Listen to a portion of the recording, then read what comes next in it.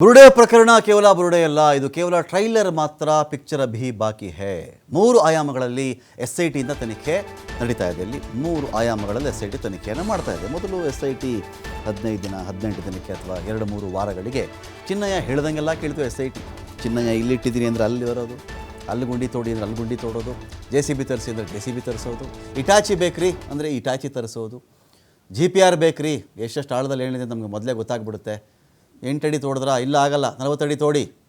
ಮೇಸ್ತ್ರಿ ಥರ ಚಿನ್ನಯ್ಯ ಹೇಳಿದ್ದೆಲ್ಲ ಮಾಡಬೇಕಾಗಿತ್ತು ಇವರು. ಇಲ್ಲಿ ತೋಡಿ ಅಂದರೆ ಅಲ್ಲಿ ತೋಡಬೇಕಷ್ಟೇ. ಚಿನ್ನಯ್ಯ ಮೇಸ್ತ್ರಿ, ಇವರೆಲ್ಲ ಕೂಲಿಯವ್ರ ಥರ ಎಲ್ಲ ಮಾಡಿದ್ರು.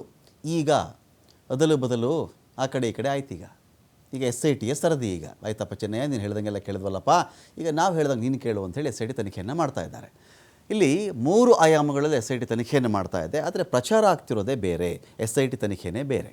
ನಿಗೂಢವಾಗಿ ನಡೀತಾ ಇದೆ SIT ತನಿಖೆ. ಈಗೇನಾಗುತ್ತೆ, ನಮಗೆ ಈ ಮೇಲ್ನೋಟಕ್ಕೆ ನಮ್ಗೆ ಕಂಡು ಬರೋದೇನು, ಇಲ್ಲಿ ತನಿಖೆ ಮಾಡಿದ್ರು, ಅವ್ರ ಮನೆಗೆ ಹೋಗಿದ್ರು, ಇವ್ರ ಮನೆಗೆ ಹೋಗಿದ್ರು, ಕಾರನ್ನು ಪರಿಶೀಲಿಸ್ತಾ ಇದ್ದಾರೆ, ಮಾಲೀಕರು ಪರಿಶೀಲಿಸ್ತಾ ಇದ್ದಾರೆ, CCTV ಅಂತ ಸಹಜವಾಗಿರ್ತಕ್ಕಂಥ ಮಾಹಿತಿ, ಮೇಲ್ನೋಟಕ್ಕೆ ಕಾಣ್ತಕ್ಕಂಥ ಮಾಹಿತಿ. ಧರ್ಮಸ್ಥಳ ಗ್ರಾಮಕ್ಕೆ ಸಂಬಂಧಪಟ್ಟಂಥ ಎಲ್ಲ ದಾಖಲೆಯನ್ನು SIT ಸಂಗ್ರಹ ಮಾಡ್ತಾ ಇದೆ. 2000ನೇ ಇಸವಿಯಿಂದ 2016ನೇ ಇಸವಿಯವರೆಗೆ ಎಲ್ಲ ದಾಖಲೆಗಳ ಸಂಗ್ರಹ ಇಲ್ಲಿ ನಡೆದಿದೆ. ಧರ್ಮಸ್ಥಳದ ಗ್ರಾಮ ಪಂಚಾಯಿತಿಯ ಮಾಜಿ PDOಗಳಿಗೆ ಬುಲಾವ್ ಹೋಗಿದೆ, ನೀವೆಲ್ಲ ಬರಬೇಕು ಅಂಥೇಳಿ. ಮಾಜಿ PDOಗಳು ಎಲ್ಲರೂ ಬರಬೇಕು ವಿಚಾರಣೆಗೆ ಅಂತ ನೋಟಿಸ್ ಹೋಗಿದೆ.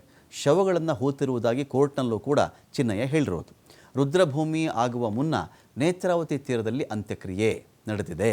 ನದಿ ತೀರದಲ್ಲಿ ಶವ ಹೋತಿರೋದು ನಿಜ ಅಂಥೇಳಿ ಪಂಚಾಯಿತಿಯವರು ಹೇಳ್ತಾ ಇದ್ದಾರೆ. ಶವ ಹೊತ್ತಿರೋದು ನಿಜ. ಅಲ್ಲಿ UDR ಕೇಸ್ ಮೊದಲಿಂದನೂ ಹೇಳ್ತಾ ಇದ್ದಾರೆ ಅವರು. UDR ಕೇಸಸ್ಗಳಾಗ್ತಾ ಇತ್ತು, ಅವು ಹೆಣಗಳ ಕೈ ಮುಟ್ಟಿದ್ರೆ ಕೈಯೇ ಕಿತ್ಕೊಂಡು ಬರ್ತಾ ಇತ್ತು, ಅಷ್ಟು ಕೊಳೆತ ಸ್ಥಿತಿಯಲ್ಲಿ ಅವುಗಳು ಇರ್ತಾ ಇತ್ತು. ಹಾಗಾಗಿ ತುಂಬ ದೂರಕ್ಕೆ ನಾವು ದಫನ್ ಮಾಡ್ತಾ ಇರಲಿಲ್ಲ, ಅದೇ ತೀರದಲ್ಲೇ ದಫನ್ ಮಾಡಿಬಿಡ್ತಾ ಇದ್ರು, ಇದೆಲ್ಲ ಹೇಳಿದಾರಲ್ಲ. ಇವುಗಳ ಬಗ್ಗೆ SIT ದಾಖಲೆಯನ್ನು ಕೇಳಿದೆ.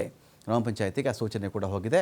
ಅದೆಷ್ಟು ಶವಗಳನ್ನು ಈ ರೀತಿಯಲ್ಲಿ ನದಿ ತೀರದಲ್ಲಿ ನೀವು ಹೂತಿದ್ದೀರಾ ಹೇಳಿ ಅಂಥೇಳಿ PDOಗಳಿಗೆ ಇದೀಗ ಸೂಚನೆ ಹೋಗಿದೆ, ಅಥವಾ ಗ್ರಾಮ ಪಂಚಾಯತಿಗೂ ಈ ಸೂಚನೆ ಹೋಗಿದೆ.